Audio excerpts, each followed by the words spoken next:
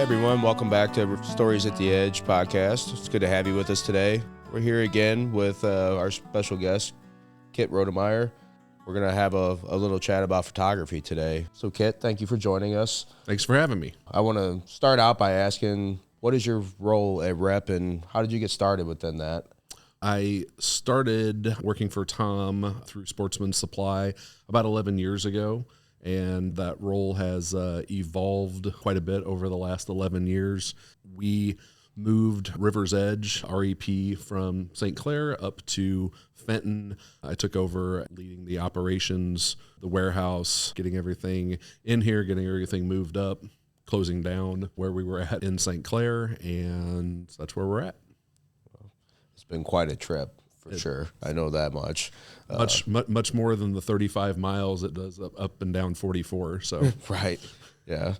I think we did pretty good with that transition. You know, it went pretty smoothly for the most part. Wasn't too bad. So emptying out a 140,000 square foot warehouse, and that took a big team effort, but we made it work. Yeah, I would definitely say so. So how did you get involved with the photography for Osage River? So when we originally created the Osage River brand, we had a brand manager who I had worked with on a myriad of things, and we were getting ready to launch some new Osage River items like the cots and the duffel bags and some other items. And it was right at the beginning when I started getting into photography and wanting to do more. And I'm like, well, I can try my hand at product photography. So I asked him if I could do a couple of items, do some test shots, see how they came out. And he liked what I did. He liked there's a lot more that it looks sometimes to getting a good product shot with lighting, and he liked what I did. So when we got all of the new items in and that, I don't know, there was about 24 different items that they got in. So I did all the product photography for that. Most proud of the cots. I came up with the idea of showing it move from being collapsed down and laying out flat, because at the time there wasn't really anything like that on the market. So I'm kind of proud of that. I think it's still being used on our site. So that particular picture right there, Kent, and that was one of the lifestyle shots that I did too. So I tried my hand a little bit at that. So if it looks amateurish, there's a reason why. So there's your beginning. That's correct. Okay.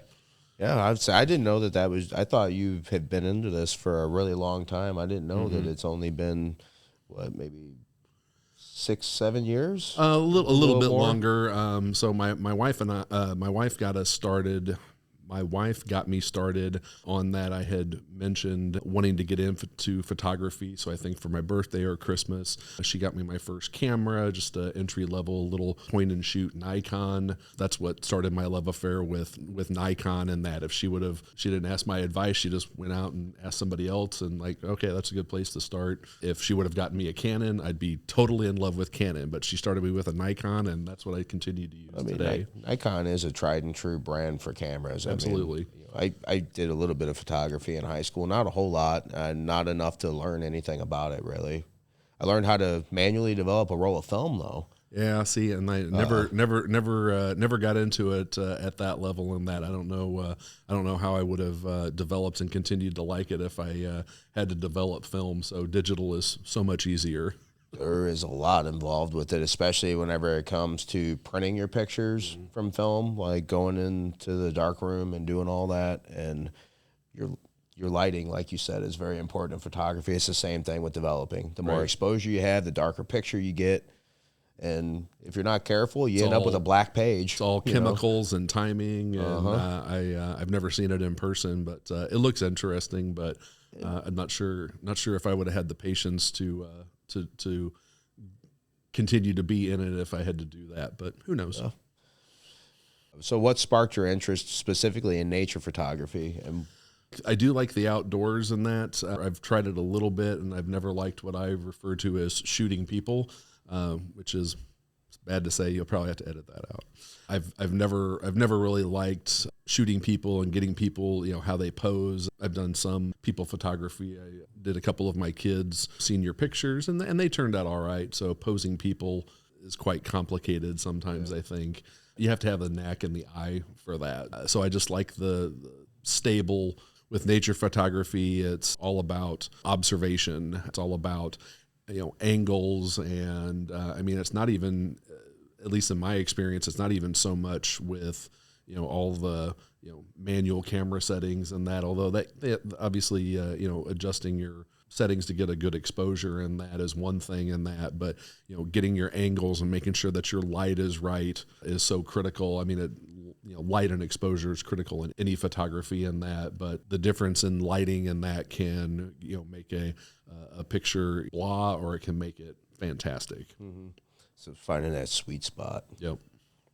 So what equipment do you currently use, and do you have any favorite lenses or cameras? I know you said Nikon. Correct. Your favorite cameras. So I graduated several years ago from just the point and shoot up to a crop sensor Nikon, and then a few years ago in that I took an even bigger plunge and upgraded to a full frame Nikon D850. I did stick with the DSLR. I fretted back and forth for a long time if I just go mirrorless or stick with the DSLR, and ultimately I decided to stick with the DSLR. So maybe at some point, I wish it would have been that cheap when I bought it. One day in that, because DSLRs are probably going to go away and completely probably in the next 5 to 10 years. So at some point after I've worn it out, I'll have to switch over to a mirrorless. So I don't shoot any Nikon lenses. I shoot all Sigma lenses. There's a lot of, I wouldn't call them generic, but for if you equate them to like the pharmacy industry, and that your Nikon and Canon are going to be your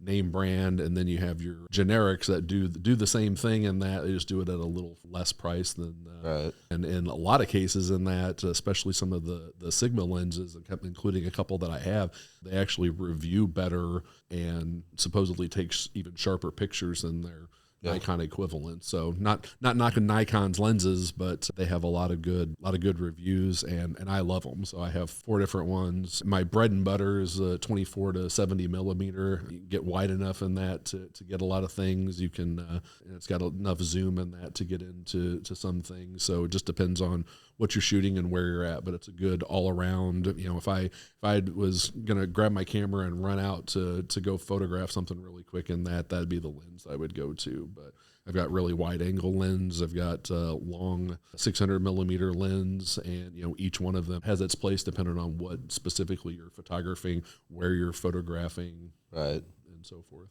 So whenever you're all done with taking your shots and everything, so what processing software do you use, and like how does your workflow kind of go? I currently use mostly Adobe Lightroom and that Photoshop for some things, but Lightroom lets you be able to make edits all the way across a bunch of different pictures at the same time. Of course, you always go back in and make specific tweaks to specific images. To be fully honest in that, I probably don't know everything that I need to know about Photoshop. I've got Lightroom down pretty well. Could maybe enhance stuff even more potentially if I learned Photoshop a little better. It'd probably make real photographers cringe when I say this and that, but I usually start by just hitting the auto and kind of seeing where that gets me, and that it really lets you kind of hone in on what specific areas and that you may need to do some tweaking on. And then I'll go in and make some masks, usually starting with the sky, make sure I get my clouds just right. I used to probably over process my photos a little bit, but I've tried to learn to bring that back a little bit. So we talked about shooting on film, and that, real photographers, from back then would probably say, well, you're cheating using all this software. Would you agree, Kent? Yeah, I mean, I've only ever shot on digital besides shooting film in high school, and it's crazy to me that, I mean, basically back in the day, there was no auto. You had to have a light Correct. scope. You had to literally hold it up and say, okay, how many lumens or whatever do I have here? And then, look at your ISO, make adjustments off that. And the crazy thing is in that, then you had to wait and go and develop it and see what you got. And it could have been nothing, or it could have been, the next Amsel Adams and that, but you don't know. At least with digital and that, you can at least take a step back and at least see what you've got. You can check your composition. You can check your main thing is your exposure. One thing I've learned more recently is that it's, from my experience, it's better in that to underexpose things. I like to take pictures of nice skies with, hopefully some interesting clouds. And, if you you blow your sky out, I mean, just make it completely white. There's no bringing that back. Right. Once it's blown out white, I mean, you can process it all you want, and it's very, very difficult to get that out. So you underexpose it, and all that information is still there, and you can use the processing software in that to bring that out, bring the light up. It's easier to bring it up than it is to take it out, for sure. Photography these days, you have a lot more tools at your fingertips, so then you can actually offer a lot more with it. Right. You know, like things we can do with photography now, like you couldn't have even thought about doing that on film, really. No, and that's why I don't think it's cheating and to use the software and that. I mean, we have the technology now, we might as well use it. Although I definitely won't cross the line of using AI or anything like that. So now that I do think is cheating. There's a difference, I think, between tweaking what's there and even making some drastic or maybe just some slight enhancements to what's there versus, that meadow and that looks beautiful, but you know what it could use? It could use a deer sitting, standing right there in the middle of you look online, you look on, Facebook and YouTube. I mean, it's just, everywhere, and that, people have edited things and, used AI to insert something that wasn't there, and that I've never even contemplated it. Yeah. I mean, that is cheating in my opinion too. And AI has its uses, but there are certain places where it has no business. Something like photography, it's one thing if you're just trying to make an example, image or something like that, but for something that you're truly trying to put a passion into, it takes that out. Absolutely. So have you ever had a photo that didn't turn out how you expected it to, but it ended up being one of your absolute favorites?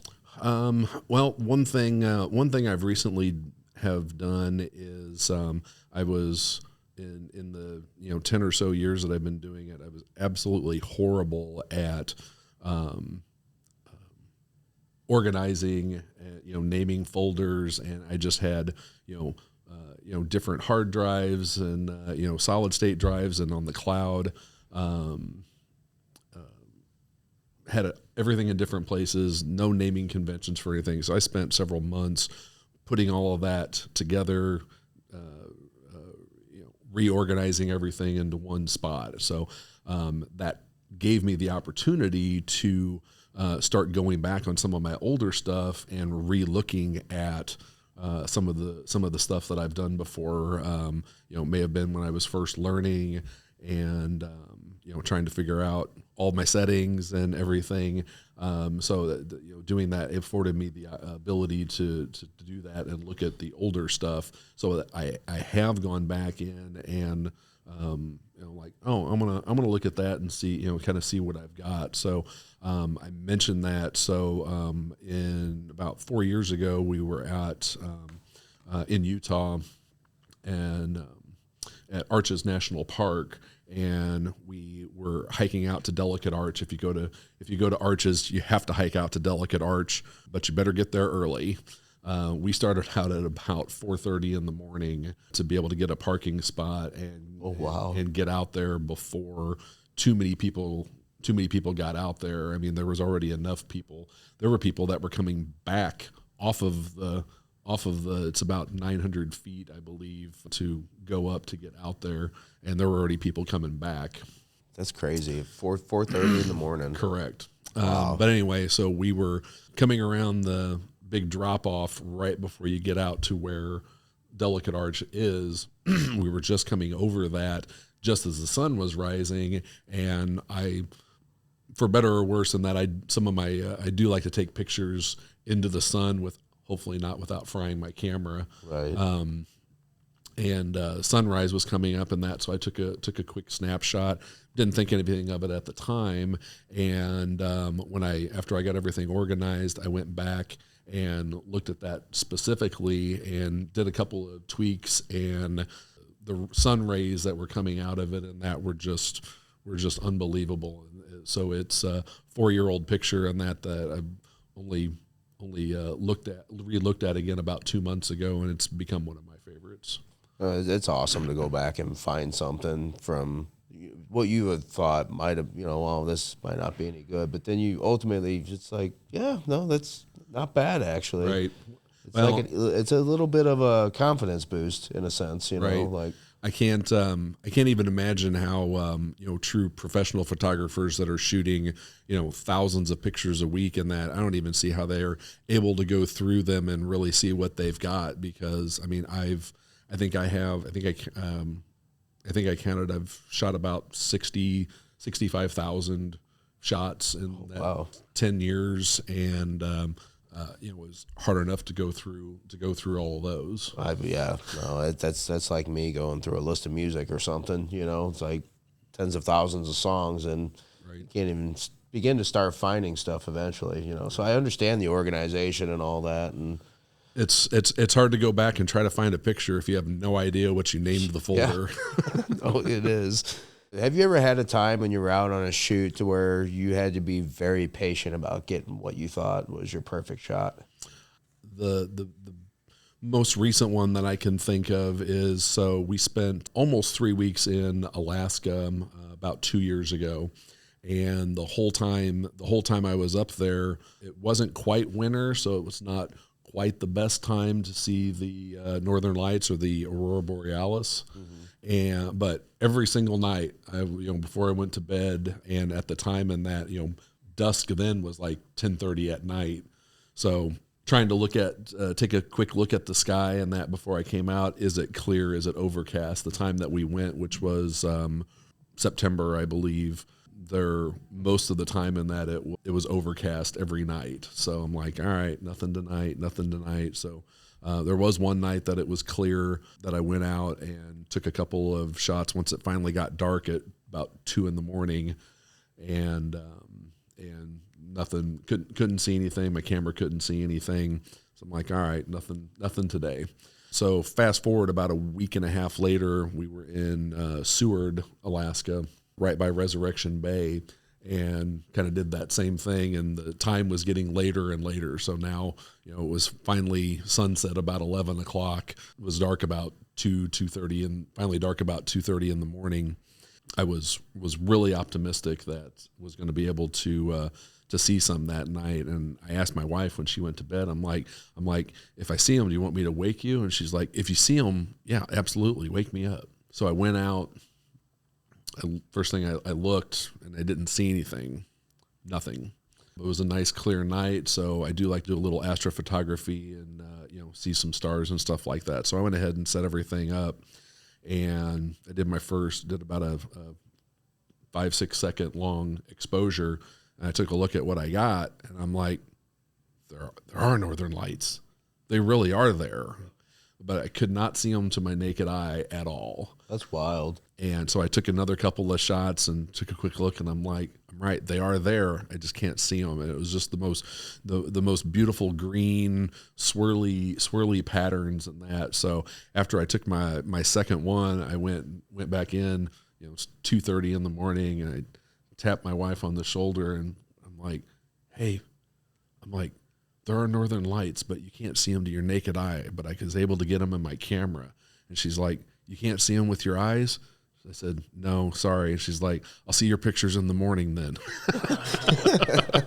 Yeah, what's the point rolling out of bed if you can't go and actually see them, So I went back out and shot for about another 45 minutes or so, and got some fairly decent ones. So that's pretty cool. But that was a little bit of luck, because it was finally a clear night, and I didn't just open up the RV door and like, no, can't see them, and then just went back to bed, because I would have totally missed them. And that's persistence there. I mean, I waiting really a whole wanted week to try and catch that, that's patience, you know.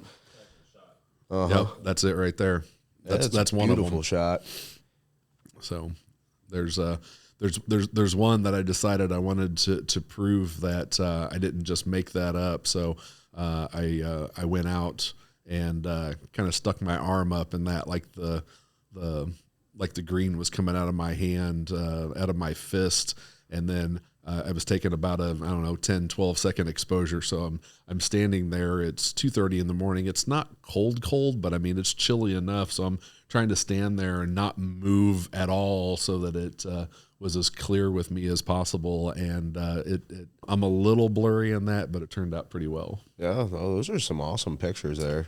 I'm sure that was amazing to see. Well, it was amazing to see once I got it back on my computer. Yeah, but I mean, even just to there be it in is. there, I'm sure you've seen a lot of really neat things on your travels.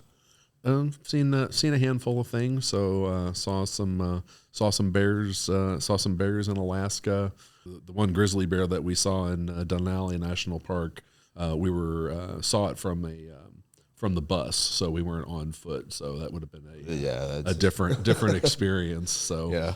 Seen some other cool wildlife. When we were just in Yosemite National Park in California just 2 months ago, we were driving. It was on our last day. We were on our way out of the park our last time, and there was somebody that was kind of pokey in front of me. So I like to drive. I like to drive fast, but not try to keep it measured in that when there's wildlife around. Right. But the person in front of me was kind of pokey, which turned out to be a good thing because a fairly decent sized black bear came running up right in front of that car, and luckily we had our GoPro on, so I was able to get that. So you won't find that on the video in that because it hasn't been out yet. So there's a promo for our next Yosemite video on our Roadies Roam the World YouTube channel. So where's your next destination? Our next nature adventure in that isn't. We don't have anything on the books yet, so we are going to Cancun in January, just in a few weeks. But that's just for relaxation. Yeah. I'm not even sure I'm going to end up taking any of my camera equipment because it's just to lay by the beach, lay by the pool. We'll leave the resort. There isn't a whole lot to photograph at a resort, so right. I do like to take pictures on the beach and stuff like that. So I may take one of my smaller cameras that I use for video and that, but probably not my good camera. So if I take that, it's a whole production with the big case, and right. If I'm going to take that lens, I might as well take that lens. So before extra bags worth of luggage. Before too long, I've got the 35-pound carry-on that I got to do something with. So right. It'll probably just be the small mirrorless that I can throw in my backpack, and I'll see what I get. See if anything comes up. Do you have any advice for anybody who is an aspiring nature photographer, somebody looking to get into this particular photography field? I mean, whether it's nature photography or portrait photography, in that I only have 3 words: is shoot, shoot, shoot. So, you have to get out there. The good thing with digital, versus film, that you have to pay for the film, beforehand, and then get it to, pay to get it developed and to be able to see what you've got. With digital, you can just shoot, right. and see what works and see what doesn't. So, don't be dissuaded by what somebody else may think is a good picture versus what you like, what you want to do. So, beauty's in the eye of the beholder. Unless you're looking to, take pictures in that to submit them to contests or something like that and be judged in that, don't worry about it. Worry about what you like and do and look at what you like. So, I think the more you do it, the more you get used to your camera. You get used to the settings on your camera. You play around with. Certainly do your research. Yeah. Whether it's reading, or now there's so much content on YouTube. There's several photographers that I watch. They come out with weekly or bi-weekly videos and that, and I try to watch every one of them. Whether it's shooting techniques, whether it's processing techniques, you can always be learning, and don't get dissuaded if something didn't come out the way that you want it to. And that you got to figure out what you want to do. Like I said, figure out know your camera inside and out. And I think that was I've had a huge learning curve with that D850 because there's so many buttons, there's so many switches on it, there's so many settings. And each one of them has a purpose depending on what you're trying to do. Right. Whether it's how it's focusing, whether you want a shallow depth of field, wide depth of field, and that whether you want a nice bokeh, know your camera, and then just get out there and shoot. You have to experiment. One of my very first quote photography sessions when I first went out with the point and shoot camera, and that found a fly on a stairwell, and that just wanted to sit there and pose for me, and that. So I took a dozen pictures of a fly, and played with how that looked in the with the background, and I took pictures of flowers that in retrospect and that were probably horrible pictures, but it's what you have to do to get out there and learn. And the biggest thing that has inspired me is not trying to copy what other people are doing, but just absorb the techniques and what other people think is interesting, and then try to adapt that into what I feel is interesting. So, back when I started in that, pictures just look flat, and even once in a while, now I'll, something will look kind of flat, even though I like it. There was, I took a lot of pictures of the Golden Gate Bridge when we were in California, and it's just a snapshot, but it's a snapshot that you've got to get, especially if you like the history of the Golden Gate Bridge and that. So you got to take that, but there other things that you can do to try to make it interesting, but don't worry about what other people think is interesting. Do what you feel is interesting, and your stuff will evolve. I mean, I look back to stuff that I shot 8 or 10 years ago versus my last couple of places that I've gone and shot, and it certainly isn't perfect in that, but I have a lot more interesting to me. There was a really cool shot that I did in California from Alcatraz that was through a broken chain link fence, and the Golden Gate Bridge was in the background there, and I don't care if anybody else thinks it's cool in that. I thought it was a cool shot. So yeah, Alcatraz is a fascinating place. Really. It is.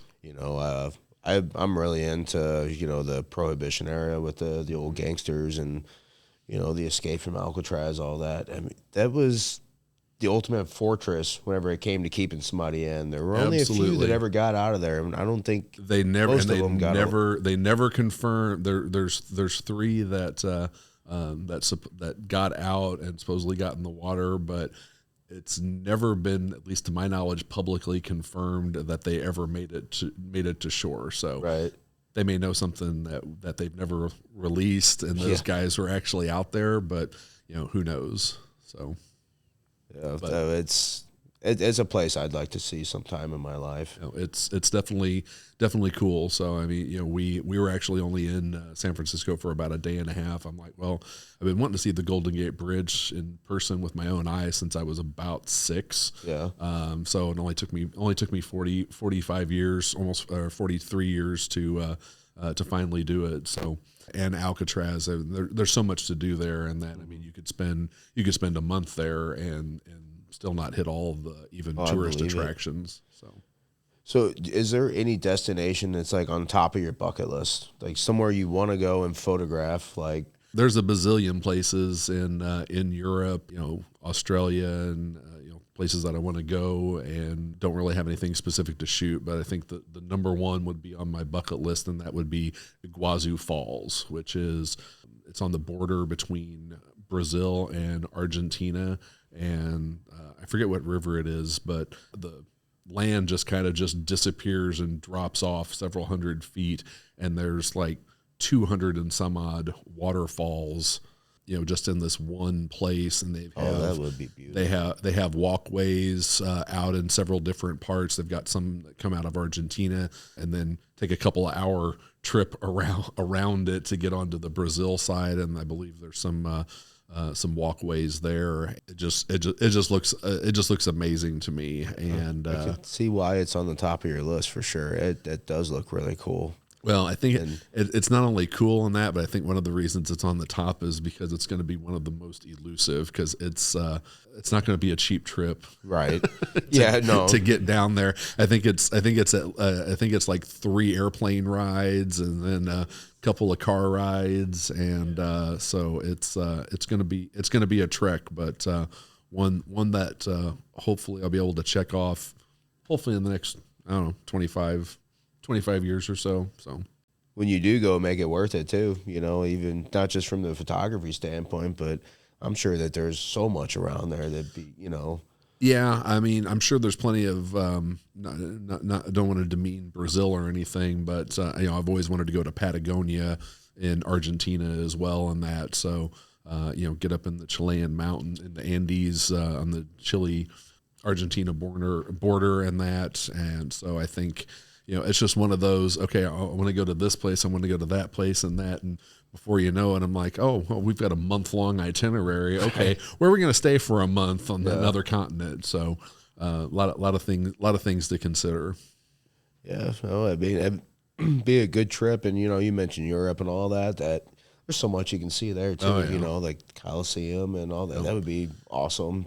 Rome is on the list. Of course, Paris is on the list. In the Swiss Alps. My wife and I were just watching a video about some Renaissance painting and that, so to be able to go to Florence and go to Milan, and then as I watch things and that, I'll pull stuff up, whether it's on Wikipedia or I pull up maps and look where things are at. I'm like, oh, I could go from Florence to Milan, and then I can drive right over the Alps and that, and go to Zurich, Switzerland, and that. I'm like, that sounds like a cool road trip. So now everything I watch and everything I look up and that, it just adds one more thing to the bucket list. So that's how it always goes. But, it's that endless rabbit hole. You just gotta start checking them off. So that's kind of how my wife and I went to Scotland. That was for our 10th wedding anniversary, and was just 10 days of just awesomeness. So dreary, overcast weather. So it's not stereotypical when it's true. Correct? Right. No, that's very. When it's absolutely true, it's not stereotypical. So there were a couple of clear days, but mostly dreary and drab, and it was 10 of the most funnest days that my that I've had, period, and certainly together with my wife. So our ultimate goal is to hit all 63 national parks in the U.S. So we're on 11 now. So we've got a decent start. We've got a long ways to go. Yeah, you do have. I mean, you're 20. Yeah, give or take 20% there. Yeah. So a little under. So, but. Yeah, hopefully heading out east at some point. That's one part of the country in that we haven't been. So, looking at Acadia in Maine, and that would be a really cool place to be able to check off something out east. Because I've never been to, neither one of us have been to New England. So, a lot of history, a lot of old buildings out there. So that's hopefully on the list. We just haven't got anything scheduled yet. So. There's still plenty around Missouri, so stuff that can be done within a day or so. Within it's a couple hour ride from here. So I like to shoot a lot of things around St. Louis. So I think we're about to wrap things up. Yep. So are we plugging that? Okay. Smoky Bear. Absolutely. But before we get going, I want to give you an opportunity to plug your YouTube channel. Okay. People can discover what you've taken yourself, and okay, you could share it with everybody out there. Sure. It's Roadies Roam the World. We have pretty much all of our adventures in the past 4 to 5 years are adding equipment and that to try to make them a little more interesting. So our last couple have been a little more interesting than our first few and that, but hey, we're learning as we go. So Roadies Roam the World. We got video, and then I also have ones that feature just my photography. So they don't get quite as many views as I wish that they would, but I think that's any YouTuber, right? Yeah. I think it has more to do with the platform than quality of the art. Right. You got some good stuff. Thank you. I appreciate it. Yeah, you'll get there. I mean, it's all algorithm based, Yeah. So cracking that algorithm, and that is tricky. Yeah, it is. All right. Well, thank you for joining us today. I appreciate you taking time out of your schedule. Appreciate the opportunity. So Always a pleasure. Okay. So before we go, also, you guys may have seen Smokey Bear in the Macy's Day Parade. Here at River's Edge, we have our Smokey Bear line. This is just one of the examples of some of the 10 signs we carry. We also have salt and pepper shakers, canned koozies, and trailer ball covers. So head on to riversedgeproducts.com and give it a check out. So thank you, everybody, for joining us on this episode of Stories at the Edge. We'll see you next time when we get back. We hope you all have a safe and happy holiday. Till next time, we'll see you later. Thank you. Thank you.